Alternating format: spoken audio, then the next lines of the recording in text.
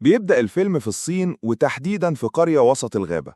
بنشوف بانج وهو باندا صغير بيجري وخايف وبيتزحلق بسرعة كبيرة عشان يهرب من كائن بيطالبه وعنده مخالب مخيفة. بيفضل بانج يجري وينط لحد ما بيوصل لطريق مسدود، وفجأة بتظهر التنينة اللي كانت بتطارده. بتحاول التنينة تجمده الجليد بس بتفشل، وساعتها بيكتشف إنهم مجرد أصدقاء وإنهم كانوا بيلعبوا مع بعض. بيقول بانج للتنينة اللي اسمها جي لونج إنها كانت على وشك إنها تنفث الجليد وبيشجعها، لكن جي لونج بتكون متضايقة عشان مش قادرة تنفث الجليد ولا تطير زي باباها، وبتقول إنها كده عمرها ما هتقدر تلف العالم. لكن بانج بيشجعها ويقول لها تثق في نفسها، ويقترح عليها إنهم يرجعوا البيت، وبينطلقوا هما الاتنين. في القرية كل الباندا بيبقوا منبهرين لما بيشوفوا التنين والد جي لونج وهو طاير فوق القرية وبيكون عواصف بتمطر عشان تروي النباتات.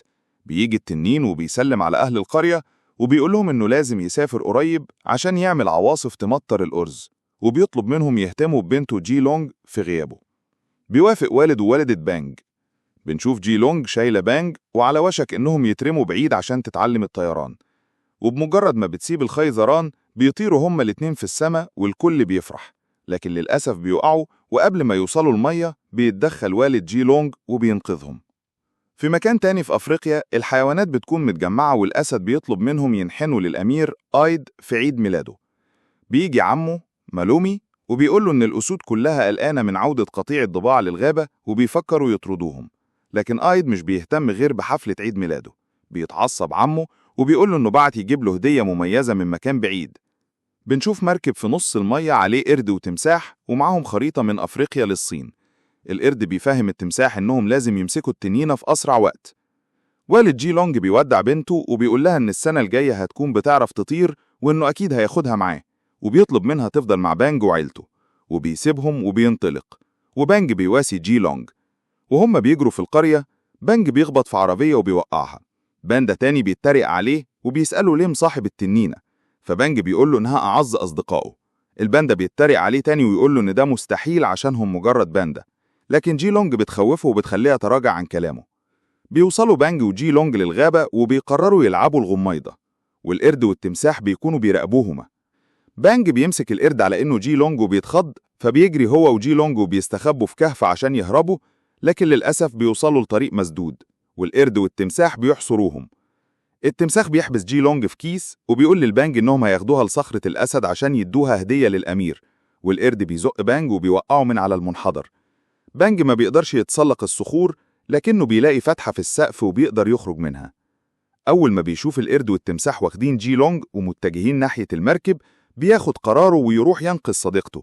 بينط من على المنحدر وبيقع في المية وبيوصل للمرسى. قبل ما التمساح يفك حبل المركب بانج بيهجم عليه، لكنه التمساح بيضربه. بانج بيمسك الشنطة وبيسحبه من المركب، لكن التمساح بيتنطط وبيتعلق بالمركب وبيسيب الشنطة لبانج اللي بيقع على المرسى. المركب بينطلق، ولحسن الحظ بانج بيلاقي خريطة للمكان اللي هم جايين منه وبيفهم إنهم هياخدوا جي لونج لأفريقيا. بيشوف قرد بينقل بضايع لأفريقيا وبيروح له وبيطلب منه ياخده معاه. القرد بيرفض ويرميه من المركب، لكن بانج بتجيله فكرة لما بيشوف البضايع. بنشوف بانج في قارب النجاة. بالليل والد ووالدة بانج وأهل القرية بيدوروا عليهم عشان لسه ما رجعوش. في نص البحر القرد بيحاول يسحب الساري بس بيسيب الحبل وبيقع برميل في زرق النجاة، وده بيرمي بانج على السفينة. بيتعصب القرد لما يعرف إن بانج كان معاه وبيقرر يشغله عشان يوصله أفريقيا. بيخليه ينظف الأرضية ويخيط الشراع ويعمل كل الحاجات الصعبة. القرد بيحبس جي لونج جوه قفص وبيقول لها إنها مش هتشوف أهلها وبصديقها تاني، فبتتعصب جي لونج وبتنفت الجليد عليه وبتجمده، وبتفرح إنها أخيراً عرفت تنفت الجليد. القرد بيتضايق وبيربط بق جي لونج عشان ما تعملش كده تاني. القرد بيبقى قلقان عشان في عاصفة قوية وبيطلب من بانج ينزل الشراع بسرعة. بانج بيروح يفك الحبل وبيطلع فوق الساري وبيربط نفسه عشان العاصفة بتزيد. للأسف البرق بيضرب الساري وبيكسره وبيقع بانج على القرد وبيحصره. بانج بيروح له وبيرفض يسيبه وبيستخدم المجداف عشان يرفع الساري عن رجله وبيحرره. بياخدوا زرق النجاة عشان يهربوا، وللأسف المركب بيغرق بالكامل. الأمير آيد بيبقى بيلعب مع ضله عشان وحيب عمه مالومي بيجي وبيقوله إن الهدية هتوصل قريب، وبيقوله إنها حيوان أليف من أندر المخلوقات. وبيتحمس آيد وبيقول يا رب تكون هامستر. القردة والتمساح بيفرحوا عشان قربوا يوصلوا. القردة بترحب بجي لونج في أفريقيا وبتقول لها إنها هتفضل هنا باقي حياتها. جي لونج بتستغل انشغالها وبتضربها بديلها وبتطير عالي. بانج بيفوق والقرد بيديله مية عشان يشرب وبيشكره عشان أنقذ حياته، وبانج بيتمنى إنه يقدر ينقذ صديقته. بيعرفوا إنهم وصلوا أفريقيا. لما بينزلوا القرد بيشكر بانج تاني وبيديله ميدالية هدية. بانج بيشكره وبيسيبه. بيشوف بانج قرد وظبيان بيراقبوه وبيحسوا إنه مش من أراضيهم، وفجأة 3 من الكلاب البرية بيشوفوا بانج وبيجروا عليه. بانج بيبقى متوقع إنهم جايين يرحبوا بيه، بس القرد الصغير بيقول له إنهم جايين ياكلوه وبيطلب منه يهرب. بيجري بانج والكلاب بتطارده، لكنه بيقع والكلاب بتحصره. القرد بيتدخل وبيشتتهم بعصاية بيرميها، وبانج بيجري وراه وبيدخلوا الغابة ويهربوا. القرد بيرحب ببانج في أفريقيا وبيعرفوا إنه اسمه جوجو. بانج بيشكره وبيعرفوا إنه جاي من آسيا عشان ينقذ صديقته. جوجو بيشوف الخريطة اللي معاه وبيقول له إن المكان ده اسمه صخرة الأسد، وإنه في الجنوب وهم في الشمال، وبيوافق يساعده يوصل هناك مقابل الميدالية الذهبية اللي معاه. بياخدها جوجو وبينطلقوا. بانج بيفضل ماشي ورا جوجو اللي بيطلب منه يثق فيه. أول ما بيفتح الباب عشان يدخل، الظبي بيظهر وبيزقه وبيقفلوا عليه، وبنفهم إن كل ده كان فخ. جوجو بيعرف بانج بالزعيم بتاعهم اللي بيبقى نعامة، وبيعلقوا له القلادة وبيقولوا له إن ده دب باندا نادر من آسيا. النعامة بتفرح بيه وبتقول إنها تستغله وتخليه يرقص للحيوانات بالليل عشان ياخدوا فلوس. ولما بانج بيحاول يهرب الظبي بيمنعه. بالليل جوجو بيربط بانج بسلسلة وبانج بيلومه عشان كان واثق فيه. بيقول له إنه مضطر يعمل كده، وبيعرفوا إنهم طول النهار هيبقوا أحرار، بس الظبي لازم يكون معاهم. وبيقول له إنه بقاله 5 سنين بيتعامل نفس المعاملة دي. بيسيبه مع الظبي وبيمشي. بعد شوية بمجرد ما الظبي بينام، بانج بيحاول يحرر نفسه بمخالبه لكنه بيفشل. ولحسن الحظ الكلبش بيتفتح لوحده، بيتسلل بهدوء وبيخرج، وقبل ما يهرب جوجو بينادي عليه وبيطلب منه يحرره وياخده معاه. في الأول بانج بيرفض، بس جوجو بيفهمه إنه كان مضطر يعمل كده، وبيأكد له إنه لو حرره هيساعده ويوصله صخرة الأسد عشان ينقذ صديقته. بيقتنع بكلامه وبيروح يسرق المفتاح من النعامة اللي بتبقى نايمة.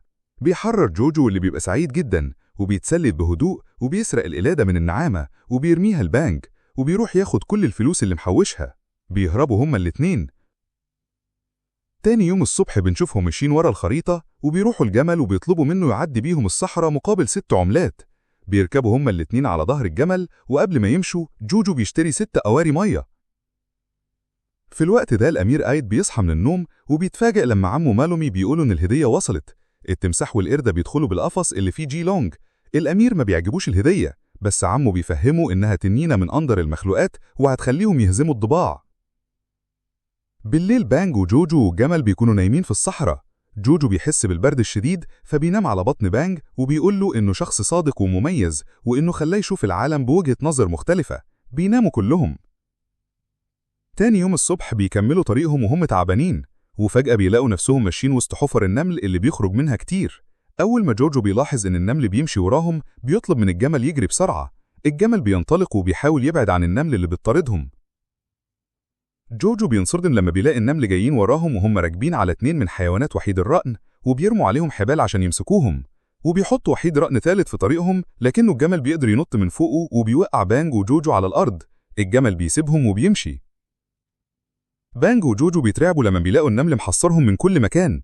بيجي الزعيم بتاعهم وبيرحب بيهم وبيوضح لبانج إنهم بيطردوهم عشان عطشانين. كالعادة بانج بيتعاطف معاهم وبيطلب منهم يقفوا ورا بعض وبيبدأ يشربهم واحد ورا التاني. بعد شوية بنشوف إنه شرب كل النمل، لكنه بيكون خلص ال6 قواري. القائد بيشكر جوجو وبانج على مساعدتهم وبيودعهم وبيمشوا. نرجع لجي لونج اللي بتكون مربوطة بالحبال وحواليها الأمير آيد وعمه مالومي ومجموعة من الأسود.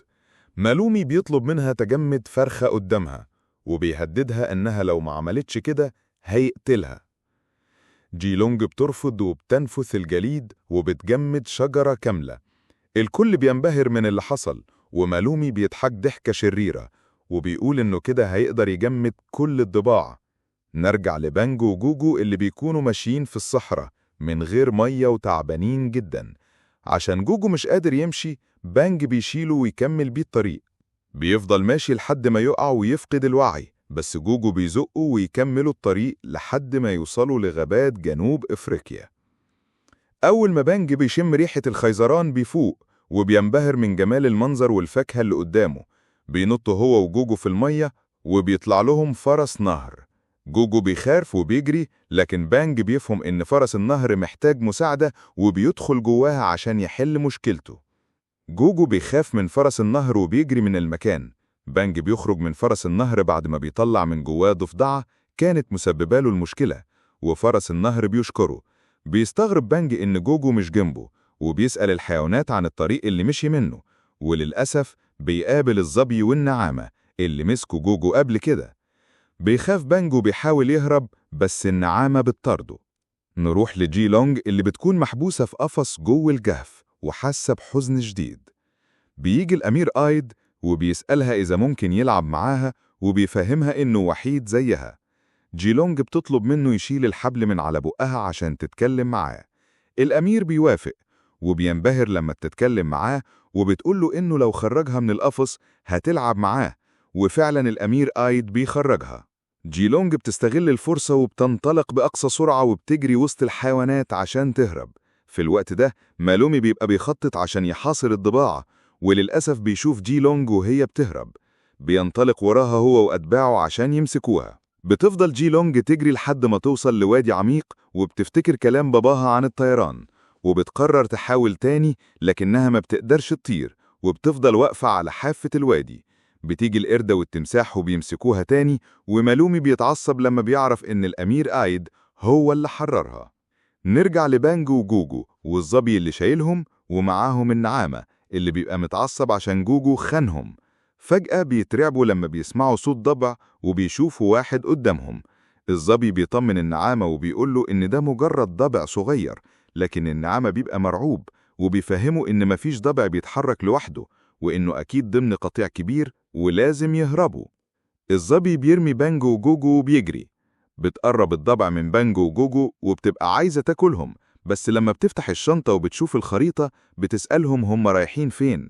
بانج بيعرفها إنهم رايحين لصخرة الأسد عشان ينقذوا صديقته جي لونج. الضبعة بتحزن عشان عارفة المكان ده.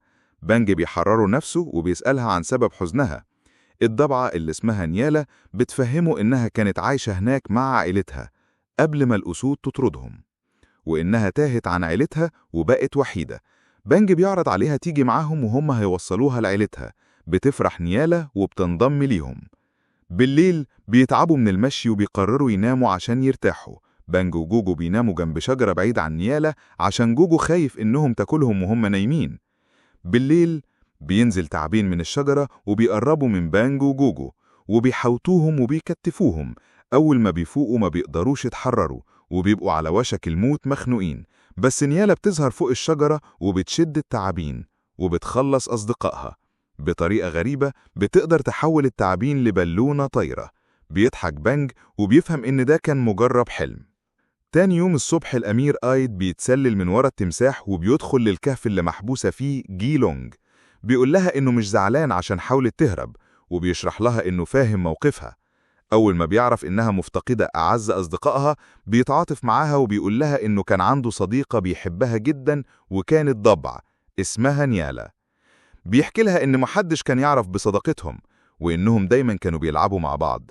وفي يوم من الأيام دخلوا لغابة الضباع، ولأنه اتأخر أهله بدأوا يدوروا عليه عشان محدش يعرف إن صديقته من الضباع استخبى منهم.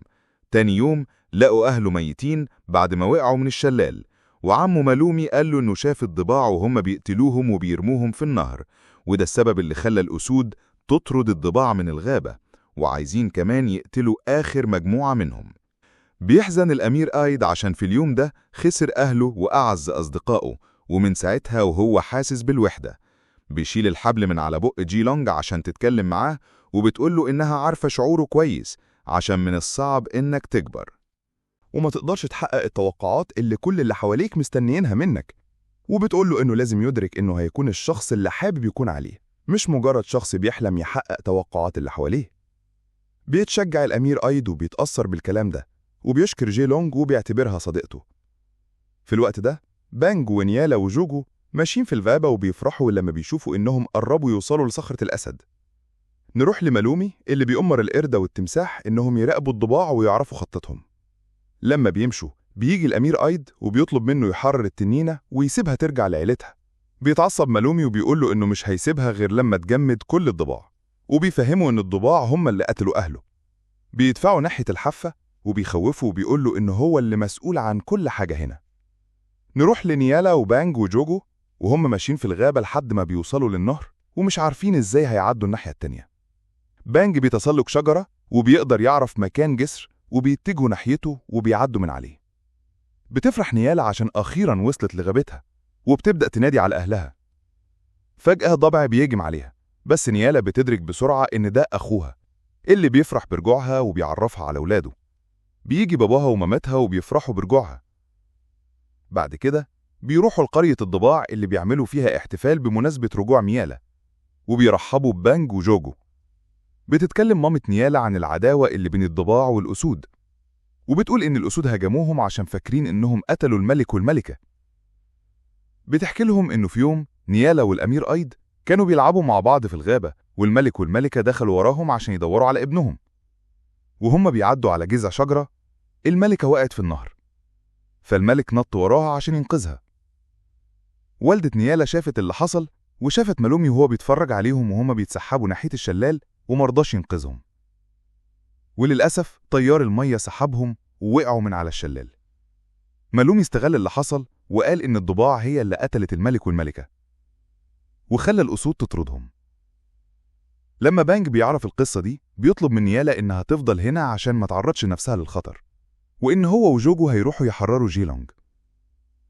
بنشوف القردة والتمساح وهم بيقربوا من غابة الضباع عشان يراقبوهم، وفي نفس المكان بيبقى موجود بانج وجوجو.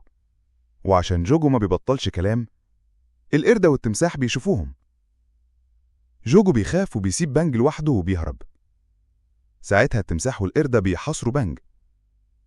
تاني يوم الصبح القردة بتودي بانج المالومي وبتقوله إن الباندا ده جه وراهم من آسيا عشان ينقذ صديقته.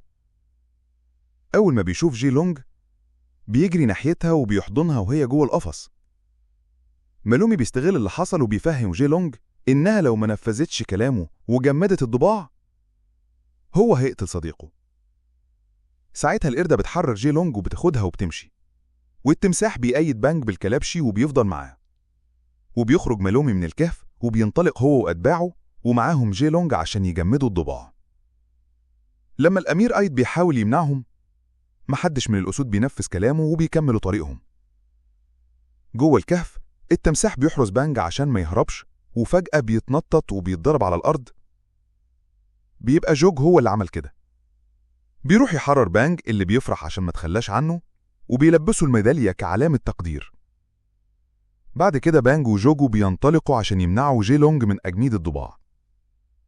نروح لمالومي وأتباعه اللي بيوصلوا لغابة الضباع، والأمير أيد بيبقى ماشي وراهم.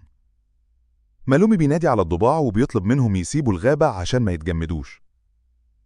بتخرج نيالا وعيلتها من وسط الأشجار وبيرفضوا يسيبوا غابتهم.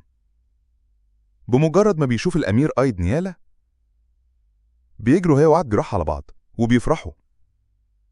بتعرف الأمير أيد إن الضباع ملهمش ذنب في اللي حصل لأهله، وإنها كانت مجرد حادثة، وإن عمه مالومي شاف اللي حصل ورفض ينقذهم.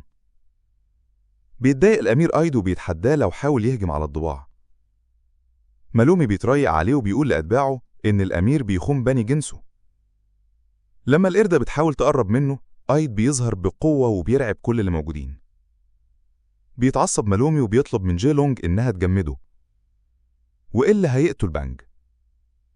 عشان جيلونج خايفة على بانج بتبدأ تنفس العاصفة وبتستغل خوف كله منها وبتنفس الجليد على مالومي وبتجمده مكانه.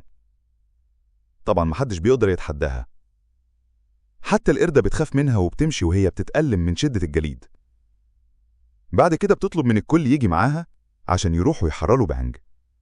بتنطلق الأسود بعد ما رجعوا ينفذوا أوامر الأمير أيد، وبعد ما بيمشوا بيوصل بانج وجوجو لنفس المكان وبيتفاجئوا بمالومي وهو متجمد مكانه. وللأسف جوجو بيتنطط على الجليد وبيكسره. فبيجري بسرعة هو وبانج عشان يهربوا من مالومي اللي بيرجع يتحرك تاني.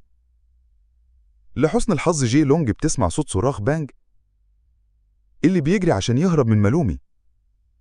بيمسك مالومي عصاية معدن وبيرميها على بانج عشان يقتله، بس جوجو بيتدخل وبيضحي بنفسه وبيصد العصاية مكانه. بيحزن بانج عشان صديقه مات، وقبل ما مالومي يهجم بتوصل جي لونج واللي معاها. مالومي بيهددهم انه هيقتل بانج وبياخده وبيتجه ناحية غابة الضباع. بيروح الأمير أيد ونيالا يطمنوا على جوجو وبيتفاجئوا إنه لسه عايش عشان القلادة صدت الضربة مكانها. أما مالومي وبانج بيوصلوا لجذع الشجرة ومالومي بيطلب من بانج يعدي، وهم بيعدوا بانج بيستغل غصن الشجرة وبيخبطوا في وشه وبيعدي وبيتأرجح وبيخبطوا وبيوقعوا في النهر. ومع ذلك بانج بيرفض يسيبه يغرق وبيحاول يساعده، بس مالومي بياخده وبيوقعه معاه في النهر. ولأن تيار المية قوي بيجرفهم. مالومي بيقع وبانج بيحزن عشان مش هيرجع لعيلته وبيقع هو كمان وراه. على آخر لحظة بتوصل جي لونج وهي طايرة ومعاها جوجو وبينقذوا بانج. بيفرح بانج عشان جوجو لسه عايش وكمان عشان جي لونج قدرت تطير. بعد كده كل الحيوانات بتتجمع عند صخرة الأسد. الأمير أيد بيعلن للكل إن الضباع من النهاردة هترجع تعيش معاهم. بيزقر زقرة قوية والكل بيحييه وبيشكر جي لونج وبانج عشان غيروا حياتهم للأحسن. بانج وجوجو بيودعوهم عشان يمشوا، وبيطلب بانج إن هوجو يجي يعيش معاهم كواحد من عيلتهم. بيفرح جوجو بيوافق، وجي لونج بتاخدهم وبتطير. في الطريق القرد بيشوفهم وبيفرح عشان بانج قادر ينقذ صديقته. بنشوف والد جي لونج اللي بيرجع للصين وبيبقى متحمس يشوف بنته. بيروح لعيلة بانج عشان يطمن عليها، بس بيتصدم لما بيعرف إنهم مش لاقين جي لونج ولا بانج وبيحزن. بس بينبهروا أول ما بيشوفوا جي لونج طايرة في السماء وشايلة بانج وجوجو وبيفرحوا برجوعهم.